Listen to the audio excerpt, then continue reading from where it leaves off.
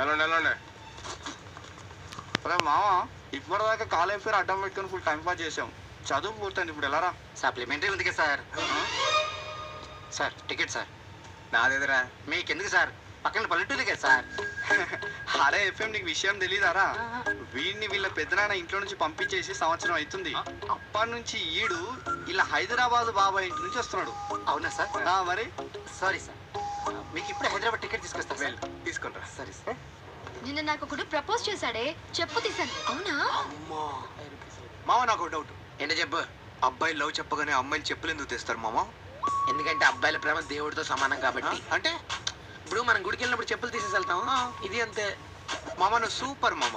Super. ఒక్క నిమిషం. దొంగ మొహం. చెప్పరా. మామ బయలుదేరావా? బయలుదేరాను. అరే శిరీష్కి ఎంత ట్రై చేసినా అది పడట్లేదురా, ఏదన్నా ఐడియా చెప్పరా? చెప్తా. అమ్మాయిల్ని పడడం చాలా ఈజీ. ఓ పంచి, ఓ 3 రోజులు అమ్మాయి చుట్టూ తిరుగు. 3 రోజులు అమ్మాయిని చూస్తా ఉండు. 4వ రోజు కూడా తిరుగు. ఆ అమ్మాయి చూసినా నువ్వు చూడొద్దు. అప్పుడు డిస్టర్బ్ అవుద్ది చూడు. హలో, అరే చూస్తూనే ఉండిపోయి ఏం చేయాలి చెప్పరా? హలో మామా, హలో హలో.